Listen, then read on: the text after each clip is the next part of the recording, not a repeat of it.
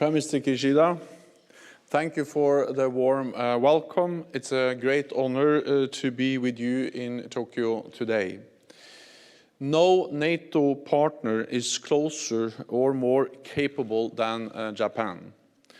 Our cooperation is rooted in our shared values and our shared vision of a free, peaceful and prosperous world.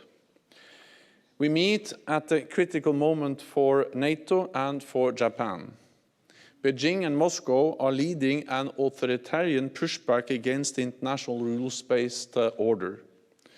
The Indo-Pacific faces growing challenges, from China's coercive behaviour to provocations by North Korea.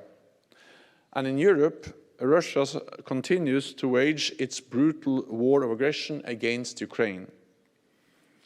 This war is not just a European crisis, but a challenge to the world order.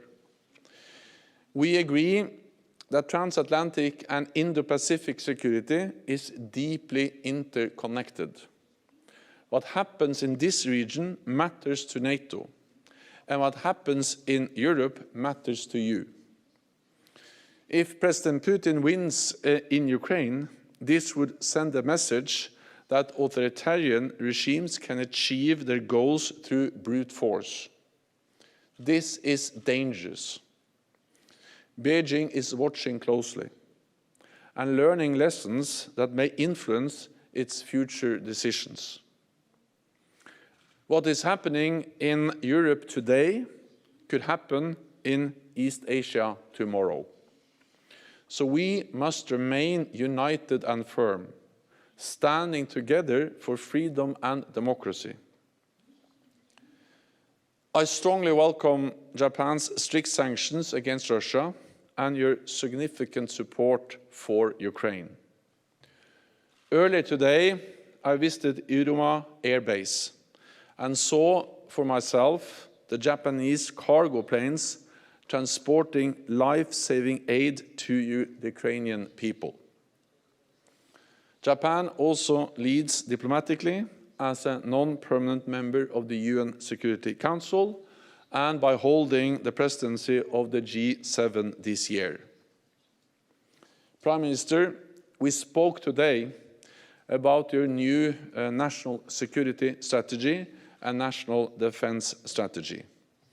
I strongly welcome these strategies and that Japan is raising its level of ambition, including with new capabilities, and your plan to reach the NATO benchmark of investing 2% of GDP in defense in 2027.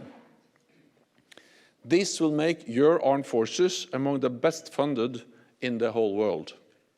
It will bolster regional security and help realize Japan's vision for a free and open Indo-Pacific.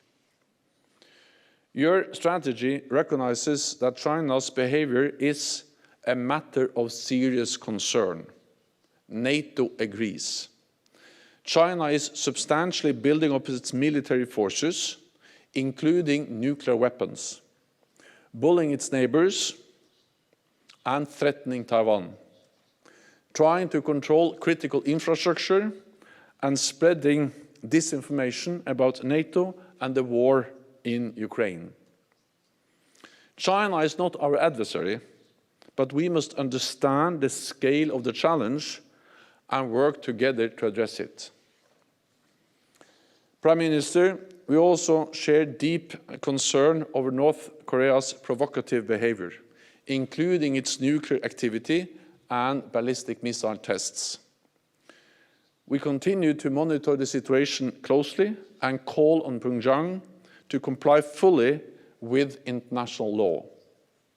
North Korea has also delivered rockets and missiles to the Russian Wagner Group for use against Ukraine, demonstrating once again how the security of the Euro-Atlantic and the Indo-Pacific is interconnected.